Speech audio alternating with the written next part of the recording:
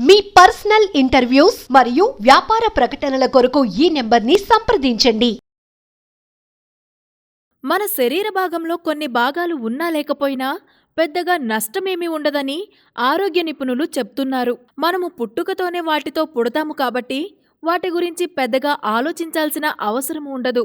ఆ అవయవాలు ఏమిటో మనం ఇప్పుడు చూద్దాం. టాన్సిల్స్.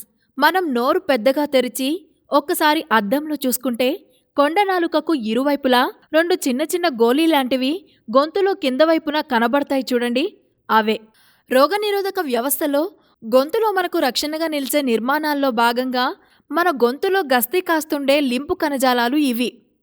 ఆహారం ద్వారా లేదా మనం పీల్చే గాలి ద్వారా గొంతులో ప్రవేశించే సూక్ష్మ క్రిముల సమాచారాన్ని ఎప్పటికప్పుడు సేకరిస్తుండడం, వాటిని నిర్వీర్యం చేయటానికి మన రోగనిరోధక వ్యవస్థకు సహకరించడం, వాటితో పోరాడటం వీటి పని. అయితే శత్రువులతో తలపడే క్రమంలో కొన్నిసార్లు ఇవే బలహీనపడి బారిన పడతాయి.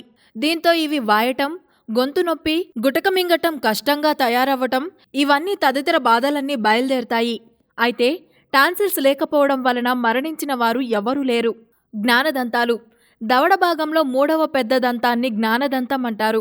ఈ జ్ఞానదంతాలు పూర్తిగా వచ్చినట్టయితే మనిషికి 32 పళ్ళుంటాయి, లేదంటే 28 పళ్ళు మాత్రమే ఉంటాయి.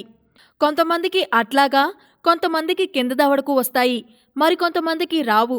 అట్లాగే పై దవడకు 2 వైపులా రావచ్చు, లేక ఒకవైపు రావచ్చు. కొంతమందిలో ఈ జ్ఞానదంతం కొంచెం పైకి కనబడుతుంది, మిగిలిన భాగం చిగురుతో కప్పబడి ఉంటుంది. ఈ జ్ఞానదంతాలు అన్ని పళ్ల కంటే ఆలస్యంగా రావడం వలన దవడ ఎముకల్లో స్థలం లేక కొన్ని దంతాలు సగం పైకి వచ్చి ఆగిపోతాయి. అలాగే ఇవి సాధారణంగా మిగతా అన్ని పళ్ల కంటే తక్కువ ఎత్తులో ఉండడం వలన పై పళ్లకు కింద పళ్లకు తగలకుండా ఉంటాయి. అంటే మన ఆహారం నమిలినప్పుడు ఈ పళ్ల కింద పడి నలిగే అవకాశం లేదు. కనుక ఈ జ్ఞానదంతాల వల్ల మనకు ఏమాత్రం ఉపయోగాలు లేవు. చెవి దగ్గర చిన్న హోల్. చాలామందికి వారి చెవి దగ్గర చిన్న హోల్ ఉంటుంది. ఇది వారి పుట్టుకతోనే వస్తుంది. ఇది వారి పూర్వీకులకు ఉండటం చేత వారికి అలా వస్తుంది. అయితే దీనివలన మనకి ఎలాంటి ప్రయోజనము ఉండదు. చెస్ట్ పైన వెంట్రుకలు. మగవారిలో గడ్డము మీసము సాధారణంగా ఉంటాయి. అవి వారి మగతనానికి గుర్తుగా మ్యాన్లీగా కనపడేందుకు ఉపయోగపడతాయి. అయితే చెస్ట్ పైన వెంట్రుకల వలన ఎలాంటి ప్రయోజనము ఉండదు. అపెండిక్స్ పేగులో ఒక భాగము. ఇది ఉదరములో కుడివైపు కింద మూలలో పెద్ద ప్రేగు మొదటి భాగానికి కలిసి ఉంటుంది. మనుషులలో అరుదుగా ఎడమవైపు కూడా ఉండవచ్చును. ఉండకము 2 నుంచి 20 సెంటీమీటర్లు పొడుగుంటుంది.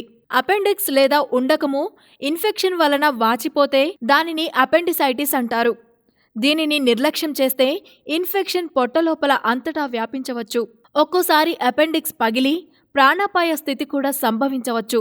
అందుకే వెంటనే శస్త్రచికిత్స చేయడం ఉత్తమం. అపెండిసైటిస్కు గల కారణాలు: మనం తిన్న ఆహారం అవశేషాలు లేక పెద్ద ప్రేగులోని ఒక రకమైన నులిపురుగులు అపెండిక్స్ నాళంలో ప్రవేశించి ఇన్ఫెక్షన్ రావడం.